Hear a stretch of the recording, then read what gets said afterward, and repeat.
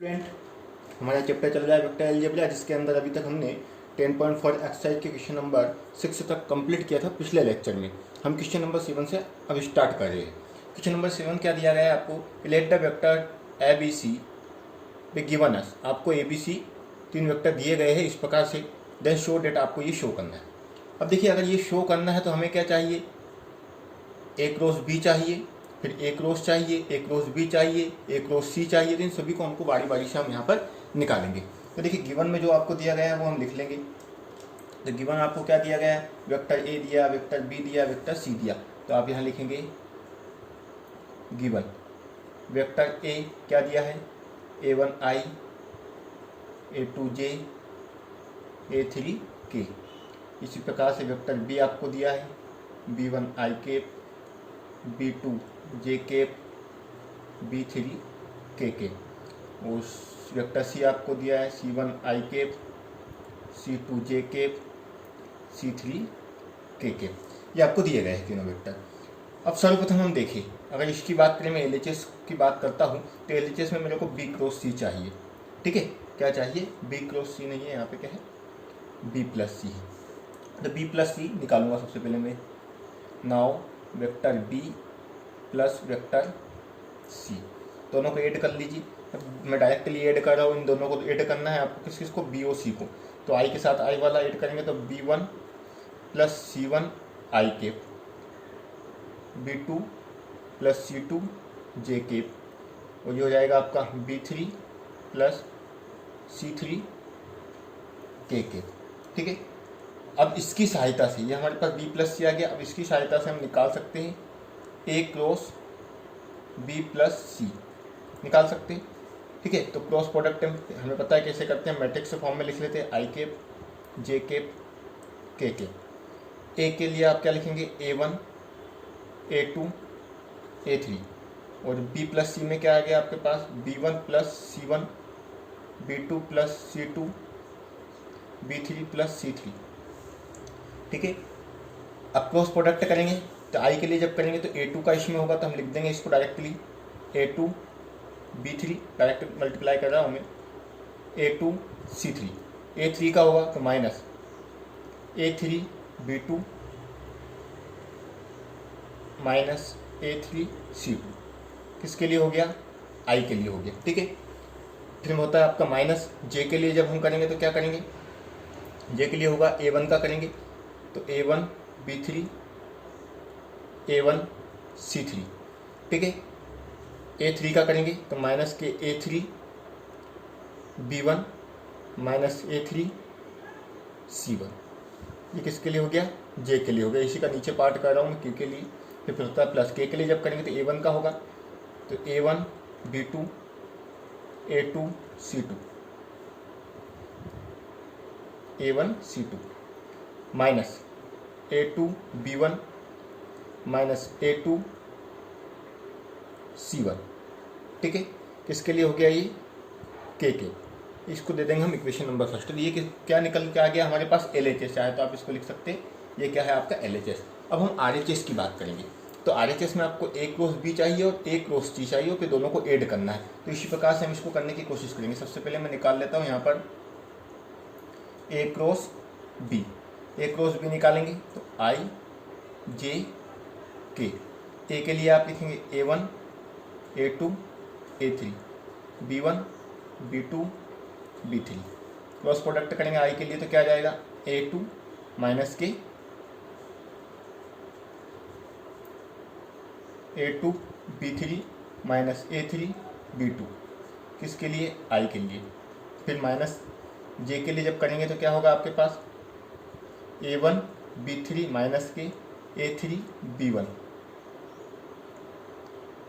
J के, plus K के लिए जब करेंगे तो A1 B2 माइनस के A2 B1।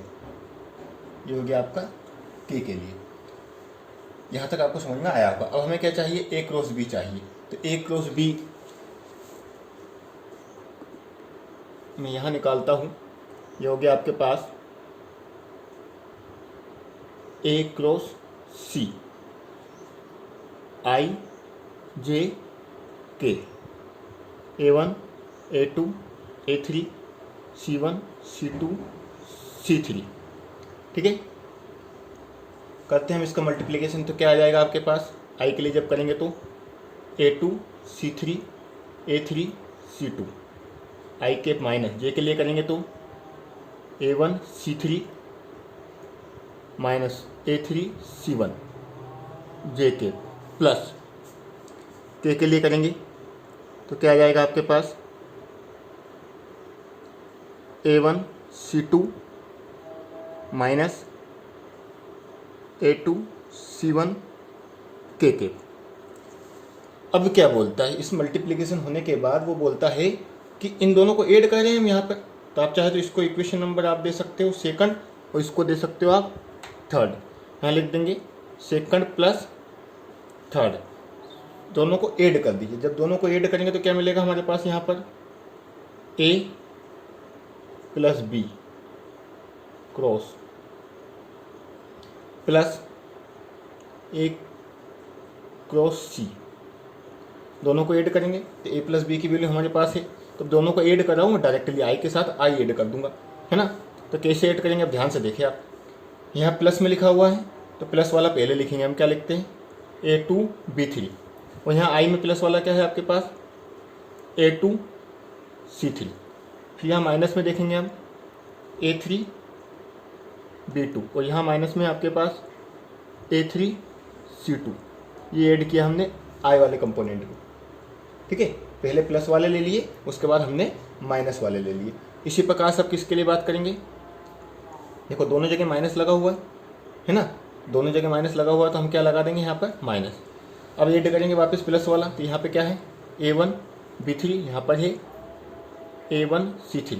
फिर यहाँ पर आपका माइनस के A3 B1, और यहाँ है आपका माइनस के A3 C1, और ये हो गया आपका J के लिए। अब होता है बाद में बात होती है के वाले कंपोनेंट को ऐड करेंगे, तो यहाँ हो गया आपके पास A1 B2 माइनस के A2 प्लस वाला लेंगे पहले, है ना, प्लस यहाँ पे है आपके पास A1 C2 minus A2 B1 minus A2 C1, ये हो गया आपके पास के। अब देखिए आप तुलना कीजिए, जो इक्वेशन नंबर फर्स्ट आपको मिली हुई है सेम वही इक्वेशन आपको ये वाली मिलेगी। इसी को आप लिख सकते हो क्या, इक्वेशन नंबर फर्स्ट से A cross B vector plus C vector. तो क्या मीन्स हुआ, LHS इक्वल टू क्या आ गया आपके पास RHS आ गया। यही आपको प्रूव करना था।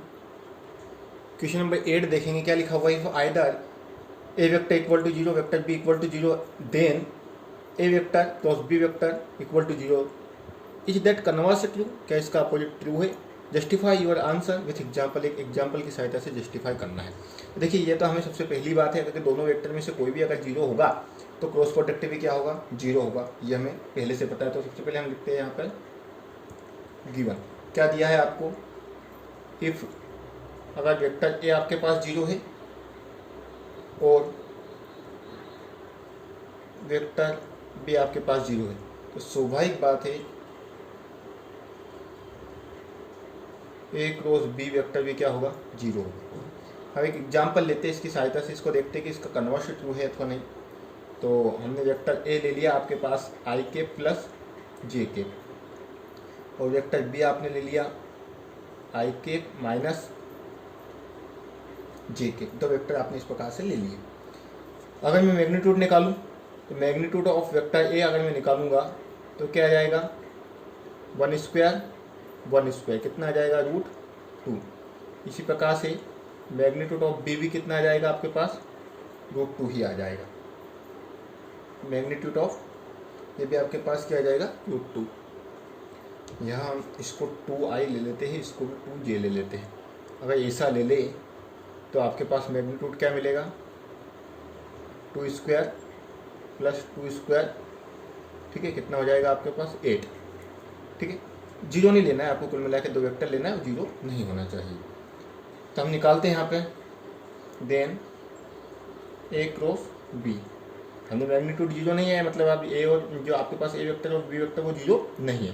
तो क्रॉस प्रोडक्ट निकालेंगे तो आई केप जे केप के यहाँ आपके पास 1 1 0 2 -2 जीरो। ठीक है, यही मिलेगा आपके पास +2 है ना, इसको प्लस लेना है आपको। निकालिए क्रॉस प्रोडक्ट, जब आई के लिए निकालेंगे आप तो क्या आएगा 0 - 0 आई के माइनस जे के लिए जब आप करेंगे तो जे के लिए भी क्या हो जाएगा 0 - 0 जे के प्लस के लिए निकालेंगे तो 2 - 2 के। देखिए सारा कितना हो गया, ये 0 हो गया। आपको क्या मिला, कुल मिला के 0 वेक्टर मिला। ये इसका converse need not be true हुआ। क्यों? क्योंकि उन्होंने बोला 0 जब होता है वेक्टर ए या वेक्टर बी तो 0 आता है, लेकिन हमने देखा कि जब 0 नहीं है तब भी 0 लेके आए हम। तो क्या लिख देंगे लास्ट में हम, hence the converse need not be true, not be true. Question number 9 देखेंगे क्या बोला है, find the area of triangle with vertices. आपको क्या है, एक ट्रायंगल के वर्टिसेस दे दिए गए, तब बोला कि आप इसकी सहायता से एरिया ऑफ ट्रायंगल निकालिए। मान लीजिए आपके पास इस प्रकार से एक ट्रायंगल है, इसको आपने बोल दिया ए बी सी। ए आपके पास 1 1 2, बी आपके पास हो गया 2 3 5, ये आपके हो गया 1 5 3। ठीक है, अब यहाँ लिखेंगे हम we know that area of triangle A B C. ये होता है, आपको ध्यान रखना है 1/2 magnitude of A B into magnitude of B C. ठीक है, आपको मैग्नीट्यूड पता करना है A B cross B C का। तो इसके लिए हमें सबसे पहले ए बी चाहिए और बी सी चाहिए, तो हम सबसे पहले ए बी निकालते हैं। तो ए बी वेक्टर निकालने के लिए क्या करना पड़ेगा हमको, बी माइनस के सी करना पड़ेगा। तो यानी बी में से सी घटाते जाइए, बी में से ए घटाते जाइए, तो बी जहाँ 2 में से 1 जाएगा तो क्या बचेगा 1, यानी कुल मिला के आई के प्लस 3 में से 1 जाएगा तो 2 जे के, 5 में से 2 जाएगा तो प्लस के 3 के। इसी प्रकार से मैं निकालता हूँ यहाँ पर बी सी। तो बी सी निकालने के लिए आपको सी माइनस के बी चाहिए। ये जहाँ सी 1 में से 1 गया तो क्या 0 आई के, 5 में से 1 गया तो बी सी निकाल देना, तो ये तो ए है, मिस्टेक हो गई यहाँ पे। ठीक है, सी माइनस के बी 1 में से 2 गया तो माइनस के आई के, 5 में से 3 गया तो 2 जे के, तो 3 में से 5 गया तो माइनस के ये आपका 3, तो ये हो गया, यह मिस्टेक है क्वेश्चन में। ये कितना है आपका 5 है, ये भी कितना रहेगा 5 में से 5 चला जाएगा तो 0 के। तो ये आपको मिल गए, क्या मिल गए ए बी और बी सी मिल गए। अब क्या निकालना है, इन्हीं का मैग्नीट्यूड पता करना है क्रॉस प्रोडक्ट करके। तो आप करेंगे यहाँ पर now A B cross product करना है किसके साथ, बी सी के साथ। तो आई जे के, ए बी क्या है आपके पास 1 2 3, ये -1 2 0 कर दीजिए क्रॉस प्रोडक्ट, ये तो 0 हो गया। 6 माइनस के 6 आई के, जे के लिए करेंगे तो 0 माइनस माइनस प्लस के 3 जे के प्लस के, ये हो जाएगा आपके पास 2 और प्लस 4 के। ठीक है, यहाँ आपको ध्यान रखना, जे के लिए जब करेंगे तो यहाँ तो हो गया आपके पास 0, माइनस के कितना आएगा माइनस क्या आएगा 3। ठीक है, वो जे के लिए यहाँ होता है माइनस, ये माइनस माइनस प्लस, तो क्या बच जाएगा आपके पास माइनस बच जाएगा। थोड़ा सा ध्यान रखना है आपको। तो ये मिला आपको वेक्टर प्रोडक्ट। अब क्या करना चाहिए हमें, therefore A B into B C magnitude चाहिए। तो मैग्नीट्यूड निकालने के लिए क्या करेंगे, 6 का स्क्वायर प्लस माइनस 6 का 3 का स्क्वायर 4 का स्क्वायर, स्क्वायर है तो माइनस प्लस से कोई डिफरेंस होता नहीं है इसमें। तो यहाँ हो गया आपके पास 36 9 16, ये हो गया आपके पास 61। अब हमें तो चाहिए area of triangle, then area of triangle A B C क्या होता है 1/2 magnitude of A B into B C. तो दोनों की वैल्यू हमारे पास है, तो रख देंगे 1/2 इंटू कितना हो जाएगा √61। यही क्या है इसका आंसर है। आप चाहे तो इसमें स्क्वायर यूनिट भी लिख सकते हैं, क्योंकि हमने क्या निकाला एरिया निकाला, तो स्क्वायर यूनिट। क्वेश्चन नंबर 10 देखेंगे, क्या लिखा हुआ, find the area of parallelogram whose adjacent sides are determined by the vectors. यानी जो आश्रित जो साइड से है, इसकी दो साइड आपको दे दी गई उन्होंने। मान लीजिए आपके पास पैरेललोग्राम इस प्रकार से है, इसकी दो साइड आपको मान लीजिए ये दोनों दे दी गई है। तब आपको क्या निकालना है, एरिया ऑफ पैरेललोग्राम निकालना है। तो एरिया ऑफ पैरेललोग्राम होता है, जैसे हम जिस प्रकार से कैलकुलेट करते हैं वहाँ क्या लिखते हैं हम, लेंथ इनटू ब्रेथ, इस प्रकार से लिखते हैं। तो उसी कॉन्सेप्ट को यहाँ पे फॉलो किया जाता है। सबसे पहले आपको गिवन में क्या लिख देंगे, आपके ए और बी दो वेक्टर आपको दिए गए हैं। तो इसके लिए मैं निकाल रहा हूँ डायरेक्टली ए क्रॉस बी निकाल रहा हूँ। तो क्या लिखूंगा मैं, आई केप जे केप के केप। ये हो जाएगा 1 -1 3 2 -7 1। ठीक है, जब आप इसका क्रॉस प्रोडक्ट करेंगे तो आपके पास मिलेगा -1 21 आई केप -1 माइनस के 6 जे केप प्लस -7 प्लस के 2 के केप। यानी आपके पास वेक्टर क्या मिल गया, 20 आई केप 5 जे केप माइनस के 5 के केप। ये आपको वेक्टर प्रोडक्ट मिल गया। लेकिन हमें तो मैग्नीट्यूड चाहिए, ठीक है, कोई ये तो एरिया हो नहीं सकता। तो इनटू मैग्नीट्यूड निकालेंगे तो क्या निकलेगा आपके पास, 25 प्लस -5 का स्क्वायर। कितना हो जाएगा ये आपके पास, 425 25, यानी हो गया आपका 450। इसके फैक्टर कर लेते हैं, इसके फैक्टर हो सकते हैं 15 इंटू 225, हाँ ठीक है 250। तो क्या आ जाएगा बाहर आपके पास 15√2। तो ये आपका मैग्नीट्यूड आ गया, वो यही होता है। तो हम लिखेंगे यहाँ पर V note that area of parallelogram, जो होता है आपका magnitude vector A into vector B, यानी वेक्टर प्रोडक्ट का मैग्नीट्यूड चाहिए आपको। तो क्या आ गया 15√2, क्या लिख देंगे, स्क्वायर यूनिट। क्वेश्चन नंबर 11 देखेंगे, चूज द करेक्ट फॉर्म में आपको ये क्वेश्चन दिया गया है। क्या लिखा है, let the vectors A and B such that, आपको मैग्नीट्यूड दे दिया ए और बी का, then angle, then A cross B is a unit vector. उसने बोला कि ए क्रॉस बी क्या है, आपका यूनिट वेक्टर है।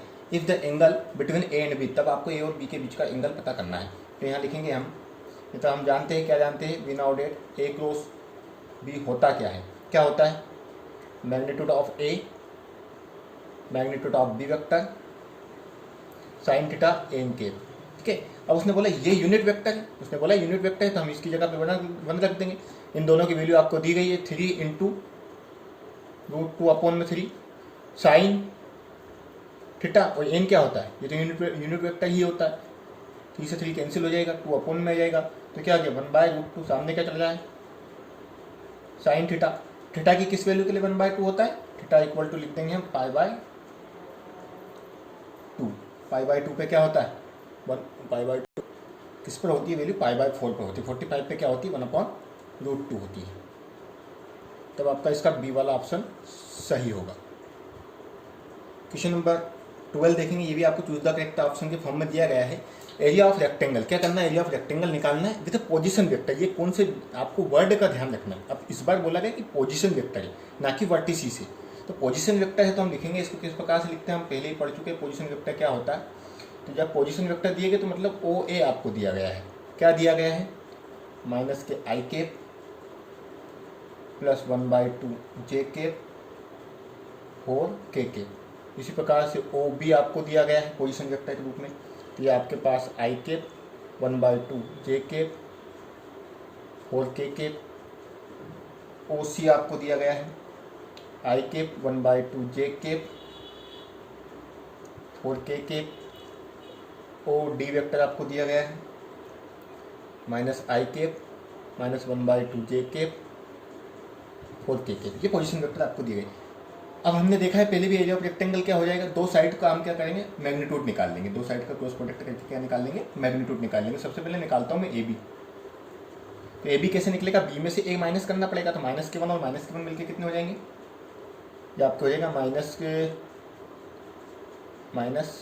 माइनस कितना हो जाएगा 2 आई केप। ये हो जाएगा 1/2 ये हो जाएगा 0 जे केप 4 ये हो जाएगा 0 के केप। इसी प्रकार से मैं अब निकाल लेता हूँ यहाँ पर BC। ठीक है। तो इसके लिए इसमें से ये माइनस होगा तो क्या आ जाएगा आपका 0i केप 1/2 हो जाएगा आपके पास माइनस j केप। ठीक है, आप माइनस करेंगे तो यही आएगा। इसके बाद आपका हो जाएगा 0k केप। तो ये आ गए दोनों। अब मेरे को क्या निकालना है, AB क्रॉस BC निकालना है। क्या करूँ, I J K 2 0 0 0 -1 0। ठीक है, यही है ना। तो क्रॉस प्रोडक्ट करते हैं हम यहाँ पे। तो ये हो गया आपके पास 0y के j के लिए करूँगा तो 0j के लिए आपके पास हो जाएगा प्लस माइनस के 2, ये हो जाएगा 0k के। तो कितना आ गया आपके पास माइनस के 2k के। क्या करना पड़ेगा, मैग्नीट्यूड निकालना पड़ेगा वेक्टर प्रोडक्ट का आपको। मैग्नीट्यूड निकालेंगे तो कितना आ जाएगा -2 का स्क्वायर ओनली, तो कितना आ जाएगा 4 हो जाएगा आपके पास 2। तो यही क्या है आपका आंसर है। यहाँ लिए आप चाहे तो लिख सकते हैं देयरफॉर एरिया ऑफ रेक्टेंगल कितना आ जाएगा 2 स्क्वायर यूनिट। इस प्रकार से यह चैप्टर यही हमारा खत्म होता है। नेक्स्ट लेक्चर में एक न्यू चैप्टर के साथ स्टार्ट करेंगे। Thank you.